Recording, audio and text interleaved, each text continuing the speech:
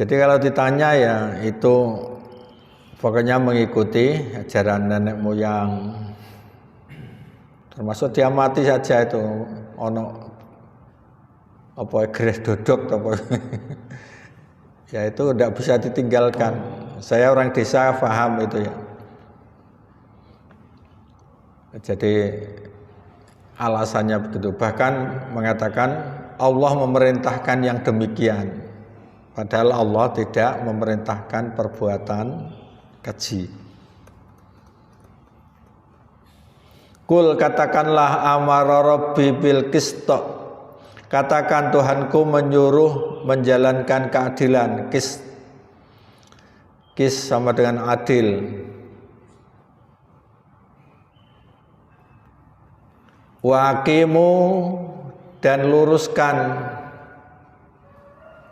wujuhakum muka kamu, maksudnya diri kamu, inda kulli masjid, di setiap masjid, artinya di setiap sholat. Nanti akan ada tafsirnya ya. Wada'uhu dan berdoalah. Berdoa di sini juga diartikan luas, termasuk beribadah, menyembah. Mukhlisina dengan mengikhlaskan, lahuddin ketaatan kepadanya. Din di sini diartikan ketaatan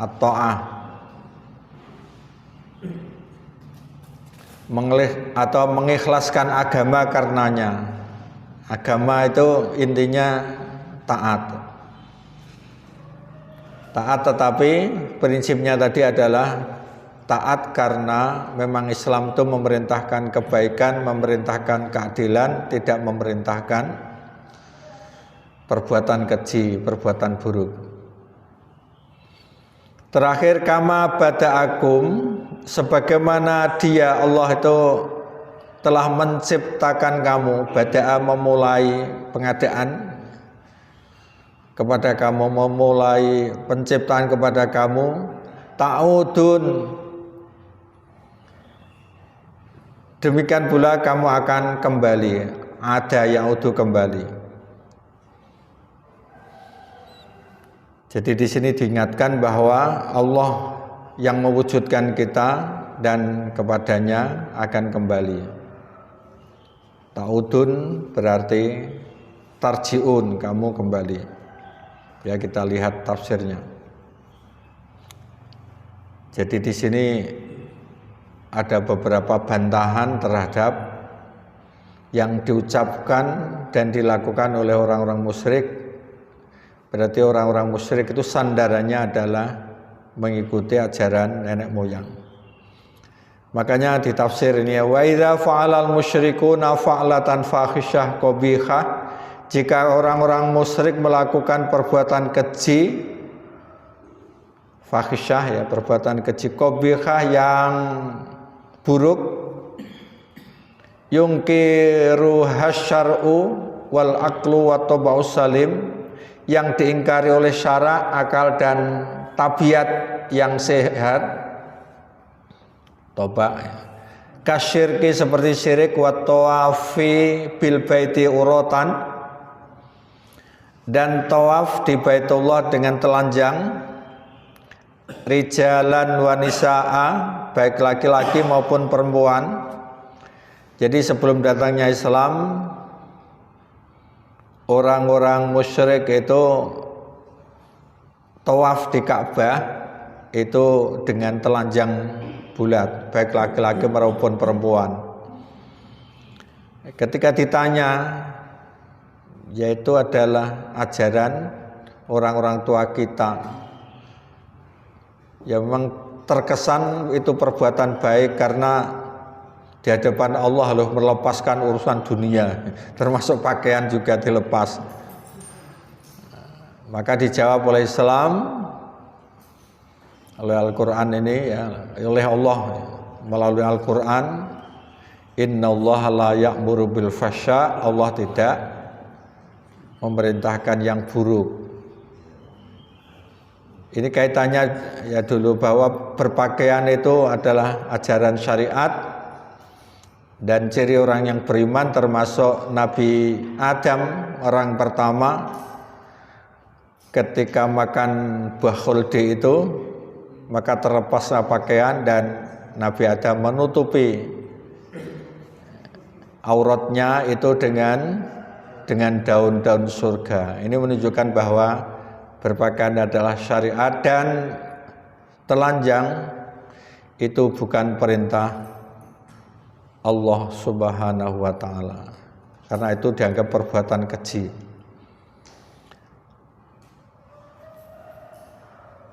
Al-aula dan yang lebih utama al-hukmu bi ta'mimi maknal fahisyah adalah menghukumi makna dari perbuatan keji. Apa perbuatan fahisyah itu? Perbuatan keji wa ya kullu maksiatin kabira, yaitu semua maksiat yang besar. Fayadkhulu fihi jami al-kabair, yang termasuk di dalamnya adalah semua dosa besar. Semua dosa besar itu adalah perbuatan keji. Ya syirik, membunuh, zina,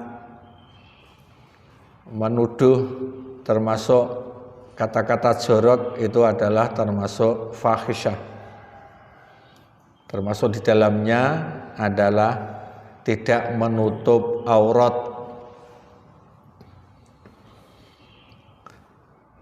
Qalu, mereka berkata, nahnu fi hadza muqallidun lil aba.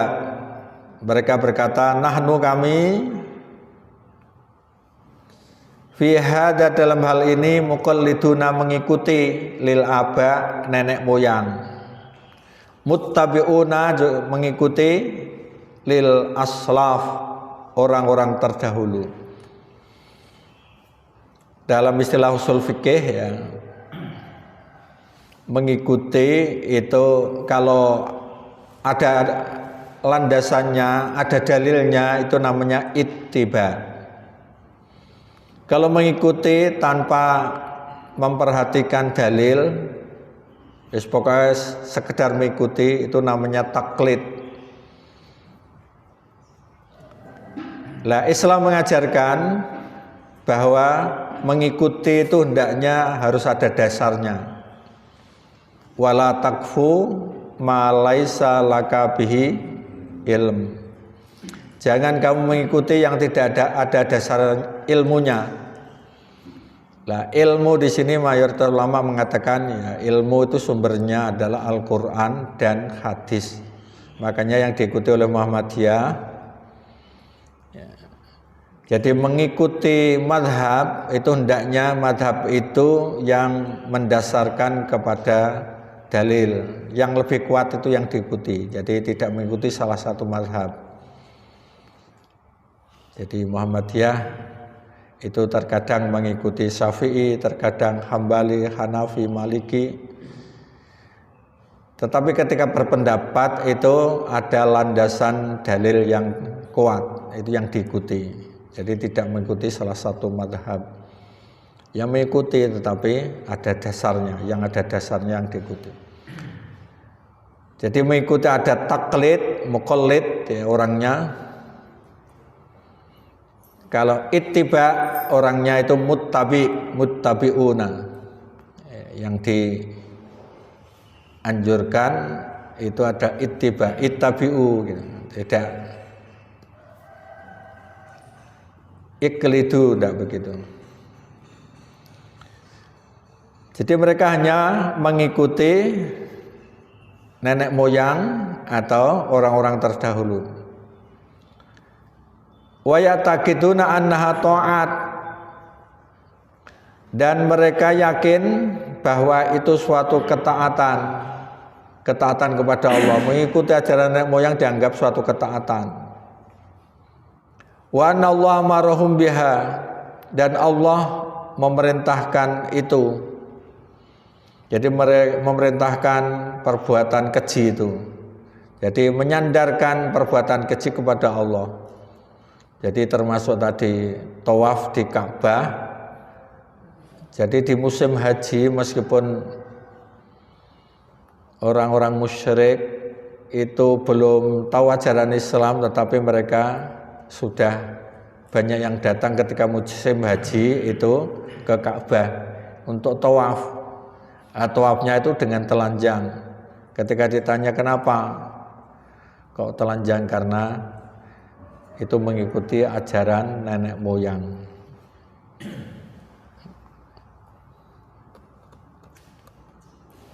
Wahya fi anfusya fawahish, padahal itu sejatinya adalah perbuatan keji. Jadi melakukan perbuatan keji itu ya tetap keji, perbuatan keji. Fakanu yahtajuna ala ikdamihim ala tilkal fawahish. Mereka berargumen ketika melakukan perbuatan keji tersebut, wahum la yudrikuna fahsyaha, padahal mereka tidak mengetahui kekejiannya. Jadi mereka tidak paham bahwa itu perbuatan keji. Bi amroini, karena dua hal. Dua hal itu apa? Ahaduhuma, salah satu yang pertama itu dikatakan oleh Al-Quran, anna wajadna alaiha aba'ana, sesungguhnya kami mendapati nenek moyang kami mengerjakan yang demikian itu. Jadi jawabannya wajadna alaiha aba'ana. Ini artinya bahwa yang dilakukan oleh orang tua kita, yang dilakukan oleh adat di masyarakat, itu kalau tidak sesuai dengan Islam hendaknya ditinggalkan. Kita diberi ajaran begitu. Ada ndak ini dasarnya? Kalau tidak sesuai, itu kok perbuatan mengada-ada dihubungkan dengan Islam, maka itu dikatakan bid'ah.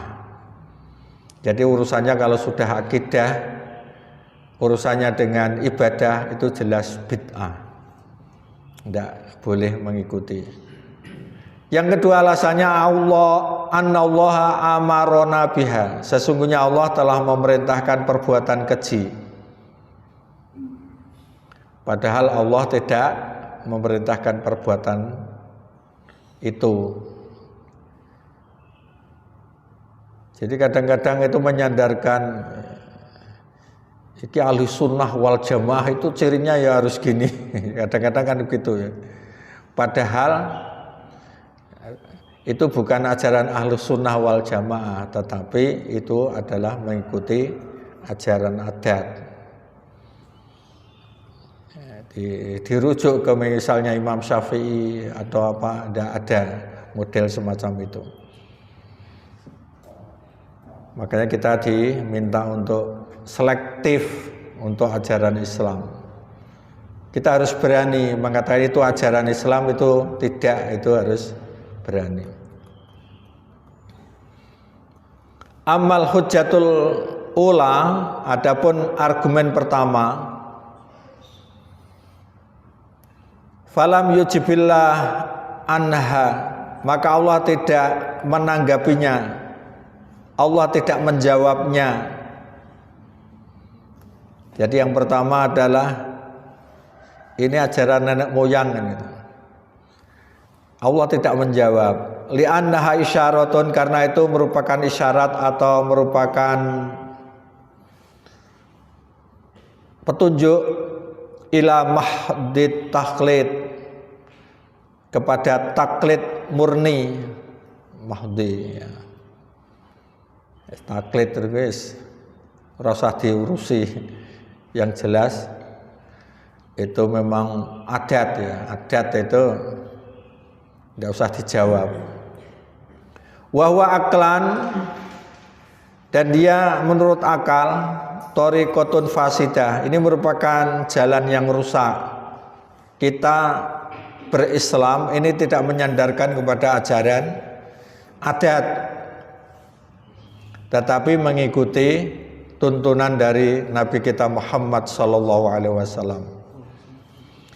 Kenapa tidak dijawab? Itu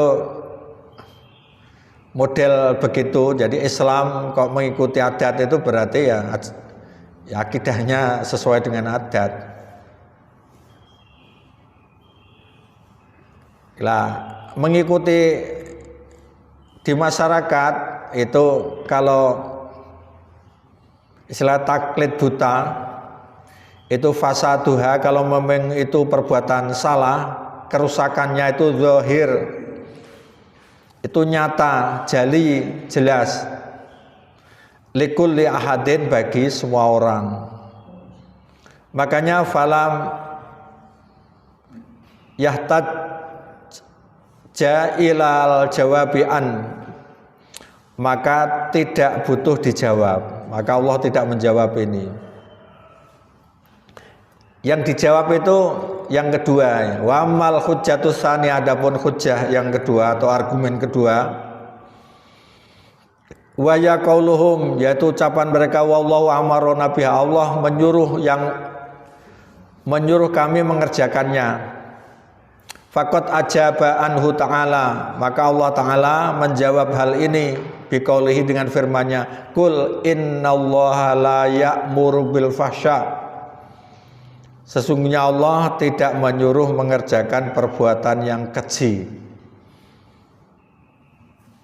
Ai inna hadhil af'al munkiratun qabihah, sesungguhnya perbuatan ini adalah perbuatan mungkar, qabihah, yang buruk, ala lisanil anbiya wal mursalin, menurut sabda para nabi dan rasul. Jadi perbuatan keji itu diantaranya yaitu telanjang ketika tawaf, termasuk budaya-budaya yang ada di masyarakat harus dihilangkan karena itu mengandung mubadzir, ya seperti beras diberi kuning-kuning terus dibuang, ya itu kan mubadzir. Terus kadang-kadang kalau teman tenan ngidai telur, ya ngidain dok, itu juga perbuatan sia-sia, harus dihilangkan. Harus berani, orang sanginenan apa iki mubadzir. Ya. Apa? Suruh. Balang suruh, ya pokoknya yang mubadzir itu hendaknya kita berani meninggalkan itu, karena innallaha la ya'muru bil fahsya, Allah tidak memerintahkan perbuatan keji.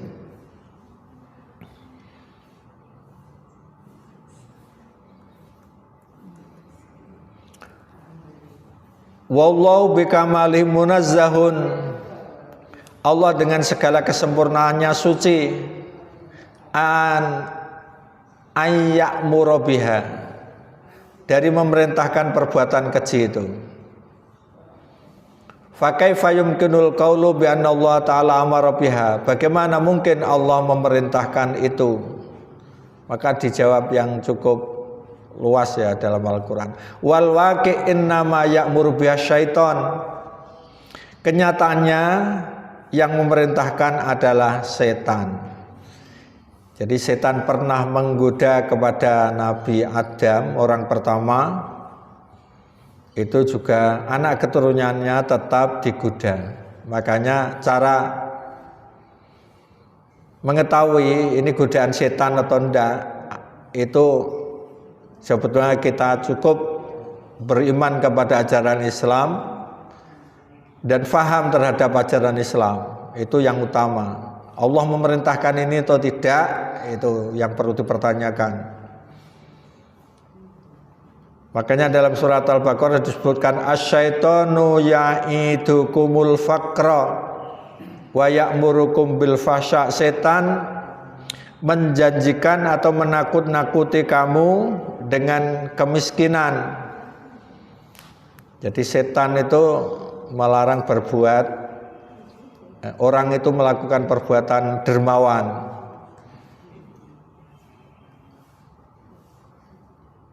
Tetapi hartanya biasanya untuk sesaji. Kamu cukup sesaji pada saya, tidak perlu sedekah itu misalnya. Kamu melarat nanti. Yang kedua, wa ya'murukum bil fahsya, dan setan itu menyuruh kamu untuk berbuat kejahatan atau berbuat keji. Nah, keji ya termasuk diantaranya yaitu kikir.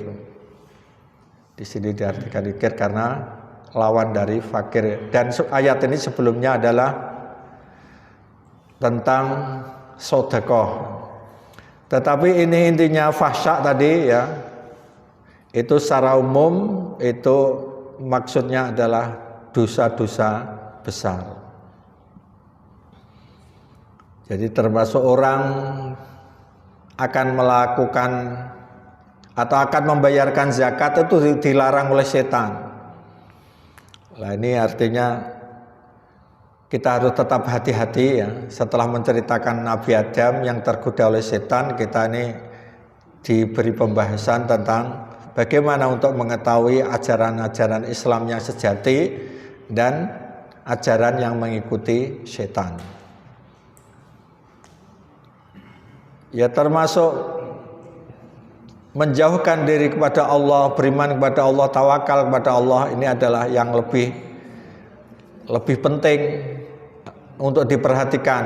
Artinya kalau orang lebih percaya pada hitungan hari, tapi duwe gawe kudu dihitung ruwenik. Lah itu berarti itu mengikuti langkah-langkah setan. Tidak ada perintah itu kok ada hari baik, ada hari jelek. Jadi mangkane wong duwe gawe iki apa ya sawal wakeh bar ngono suwepi mergo selo. Ini sebentar lagi akan masuk ke bulan apa lagi?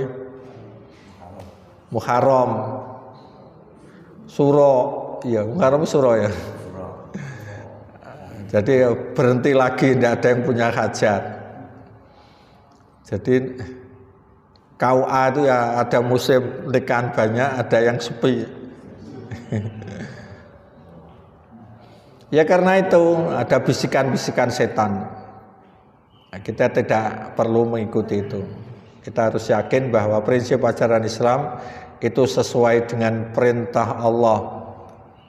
Allah tidak memerintahkan kepada perbuatan fahsya, keji. Sumangkarallahu ta'ala alaihim qaulahum. Kemudian Allah Ta'ala mengingkari ucapan mereka dengan ucapan mereka bistifhamin ingkari. Ada pertanyaan yang bertujuan mengingkari.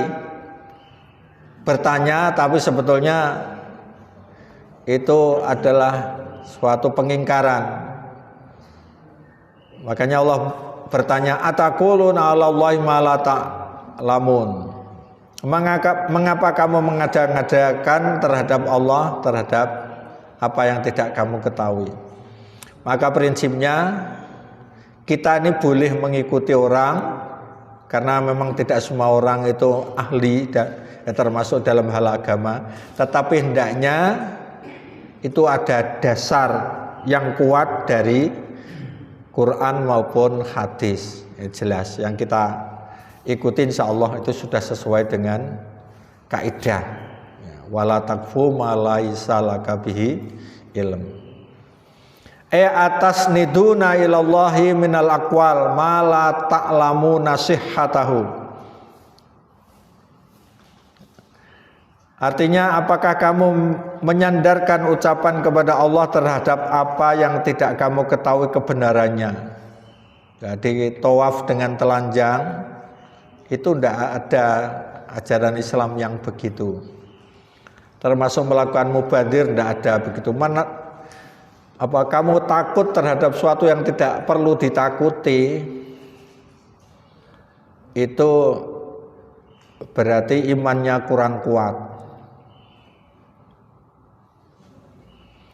Jadi sebagaimana Nabi Ibrahim ditakut-takuti, kamu kalau tidak menyembah berhala kamu akan bahaya. Nabi Ibrahim mengatakan tidak akan takut.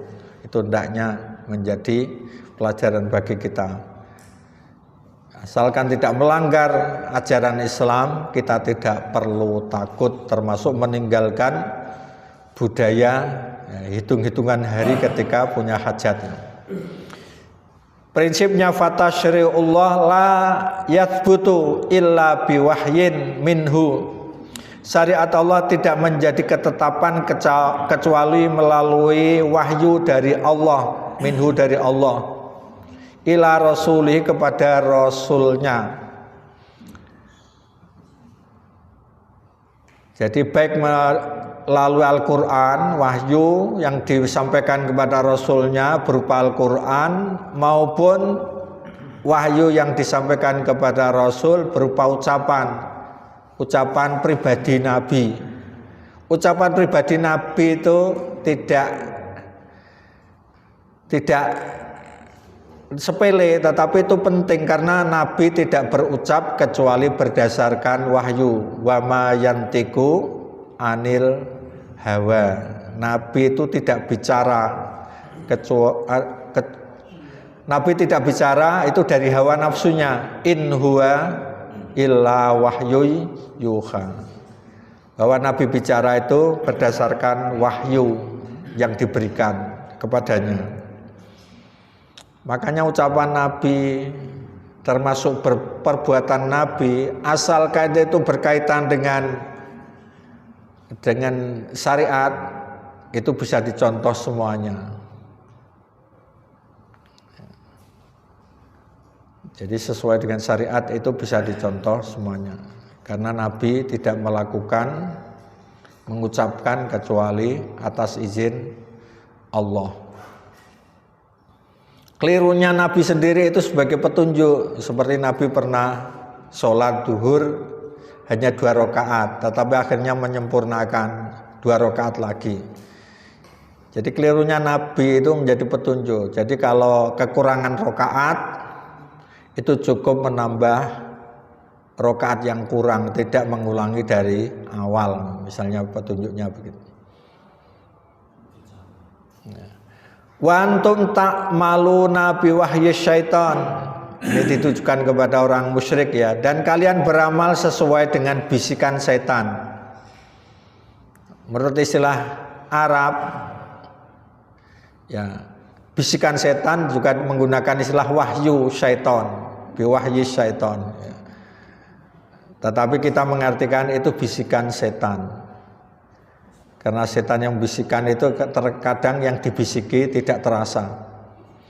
Wa taftaruna 'alallahil kadzib, dan kamu mengada-ngada kedustaan atas nama Allah. Fa hadza ingkarun. Ya. Ini merupakan pengingkaran li idzafatihimil qabih ilallah, karena menyandarkan perbuatan buruk atau menyandarkan keburukan ilallah kepada Allah. Jadi tidak boleh kita ini menyandarkan perbuatan buruk karena Allah. Membuat kesenangan itu memang dianjurkan, tetapi membuat kesenangan terus akhirnya melanggar ajaran Islam itu perbuatan buruk. Yang misalnya supaya orang itu senang terus dicium, padahal laki-laki perempuan bukan muhrim atau mahram? Mahram atau muhrim? Mahram ya, mahram. Kalau muhrim itu orang sedang ikhram. Ya, muhrim di masyarakat itu ya muhrim ya. Ya mahram ya yang. Jadi di masyarakat itu ya, artinya bahasa masyarakat dengan bahasa agama terkadang beda. Termasuk silaturahmi yang betul adalah silaturahim. Tapi menurut bahasa Arab itu silaturahim, hanya bahasa Indonesia silaturahmi. Ya pada bener ya. Jadi yang penting bahasa itu kan kesepakatan. Bahasa itu kesepakatan, sehingga berbeda dengan bahasa Arab terkadang ya tidak apa-apa. Yang penting yang dimaksud jelas. Soalnya bahasa Arab itu kan kalimat itu sebetulnya kata terjemahnya. Tapi kalau kalimat ya diterima itu jumlah kan misalnya. Wa syahadatun ala anna mabna qaulihim al jahlul mufrid. dan kesaksian bahwa landasan ucapan mereka, ucapan orang kafir atau orang musyrik itu adalah kebodohan yang berlebihan. Wes pokoknya taklid buta istilahnya. Jahlul murakkab ada yang mengistilahkan begitu. Itu kebodohan yang memang sudah keterlaluan, sudah bertingkat-tingkat. Wa badan angkara ta'ala sudurul amri anhu bil fahsya, sesudah Allah Ta'ala mengingkari adanya perintah darinya terhadap perbuatan keji, a'lana annahu nama ya'muru bil qisti wal adli, dia menyatakan, a'lan itu ya mengumumkan bahwa hanya memerintahkan, innama ya'muru, innama itu berarti membatasi. Makanya diartikan hanya memerintahkan, innama ya'muru, sesungguhnya dia hanya memerintahkan bil qisti, keadilan, wal adli, dan adil. Ya sebetulnya sama, qisti dan adli. Kul amara rabbi bil qist, katakanlah Tuhanku menyuruh aku melaksanakan keadilan. Adil itu termasuk kebenaran ya. Jadi prinsip ajaran Islam itu adil, adil itu benar. Jadi keseimbangan antara keterlaluan yang memang benci keterlaluan juga tidak boleh ya, terlalu toleran ya juga tidak boleh. Jadi tengah-tengah itu Islam, sedang-sedang saja. Jadi istilahnya Islam itu ajaran tawassut, pertengahan. Qul ya Muhammad lahum, katakan hai Muhammad kepada mereka, innama ya'muru rabbi bil adli, sesungguhnya Tuhanku hanya memerintahkan kepada keadilan, wal istiqomah, dan istiqomah. Istiqomah itu lurus, wat tawassut, dan tawassut moderat, fil umur, dalam semua urusan, duna ifrotin, dengan tanpa ceroboh, wala tafritin, dan tanpa lalai. Jadi kita menghadapi musuh itu harus memperhitungkan dalam Islamnya. Jadi menghadapi musuh yang kuat, yang kokoh, tanpa bersenjata. Katanya mau perang, orang nggak senjata perang. Itu sama dengan bunuh diri. Atau tafrid itu lalai, enggak orang ngurusi, urusanku. Tidak boleh, tetapi tetap membuat persiapan-persiapan kalau seandainya menghadapi musuh. Amara rabbi bi'ifa ibadatihi haqqahu, Tuhanku memerintahkan agar dipenuhi hak beribadah kepadanya. Wan taqsudu ibadatahu, dan meniatkan ibadah kepadanya, mustaqimina ilaiha, dalam keadaan lurus, ghairu adilina ila ghairiha, tidak berbelok ke yang lain. Fi kulli waqti sujudin, dalam semua waktu sujud. Maksudnya waktu sujud ya ketika sholat. Au fi kulli makani sujudin, atau dalam semua tempat sujud. Artinya wa huwa sholat. Jadi ketika sholat meniatkan dan menyengajakan hanya untuk Allah Subhanahu wa Ta'ala.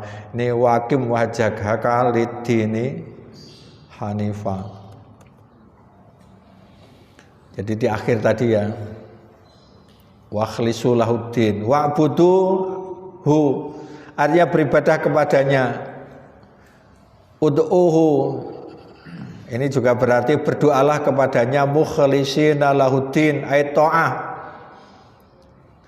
dengan mengikhlaskan agama. Agama itu bisa diartikan ketaatan Allahu kepada Allah. Jadi mukhlisina lahuddin itu bisa diartikan dengan mengikhlaskan ketaatan untuknya. Jadi beragama itu mentaati Allah, bukan mentaati yang lain.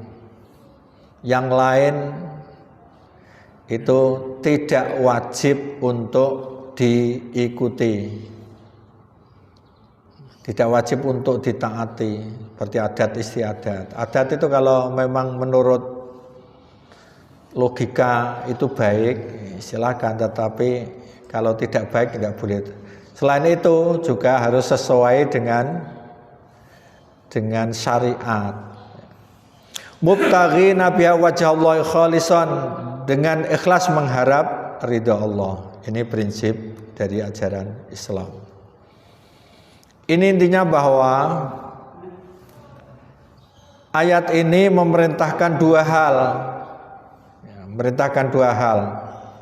Yang pertama al-istiqomah fil ibadah fi awqatiha wa mahaliha. Wa mahal, tidak ada tasdidnya mestinya ya. Wa mahaliha, yaitu istiqomah dalam ibadah baik waktunya maupun tempatnya. Ini kok di kitabnya ada tasdidnya, tapi tidak usah mestinya. Jadi harus istiqomah dalam beribadah sesuai dengan waktu dan tempatnya. Karena khususnya sholat itu inna sholata kanat alal mu'minina kitaban mauquta.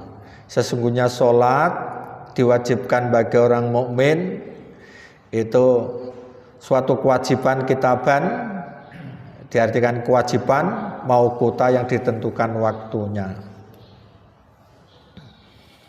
Kama ja'a bihal anbiya wal mursalun, sebagaimana dibawa, ja'a diiringi dengan bi, itu artinya membawa, dibawa oleh para nabi dan rasul, al-muayyiduna yang dikuatkan bil mu'jizat, dengan mukjizat, fi ma akhbaru, terhadap perkara yang disampaikan anillah dari Allah, wa ma ja'u bihi minasyara'i, dan syariat yang mereka bawa. Ibadah itu kan tidak hanya sholat ya, termasuk zakat, itu harus sesuai dengan waktunya. Selain memenuhi nisab untuk zakat, itu harus sudah waktunya, artinya sudah tersimpan harta itu atau diperolehnya itu sudah setahun yang wajib zakat. Jadi memperoleh hanya sesaat, 1 bulan saja, terus kemudian hilang lagi, itu tidak wajib zakat. Yang kedua, al-ikhlas lillah fil ibadah. Jadi ikhlas karena Allah dalam beribadah kepadanya. Fa innahu ta'ala la yataqabbalul amal hatta yajma'a hadzal ruknaini. Intinya bahwa Allah tidak akan menerima amal sampai terkumpul 2 rukun.